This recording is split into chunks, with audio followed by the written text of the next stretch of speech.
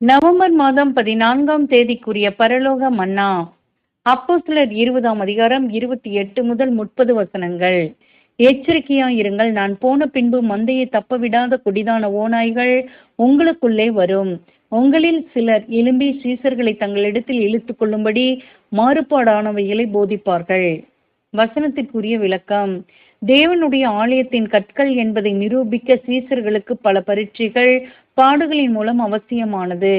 ஏனென்றால் இவைகளை மேற்கொள்பவர்களே வாக்குத்தத்தம் பண்ணப்பட்டதை பெற முடியும்.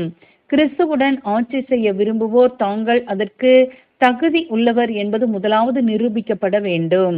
தேவன் பேரில் விசுவாசம், அவருடைய வார்த்தைகளின் பேரில் நம்பிக்கை, சத்தியத்தில் வைராக்கியம், சகல அவமானத்தையும் பாடுகளையும் சகிக்கும் பொறுமை, மரணப்பரியந்தம் உண்மையாய் ஜீவித்தல், இவையாவும் இன்றியமையாதவை.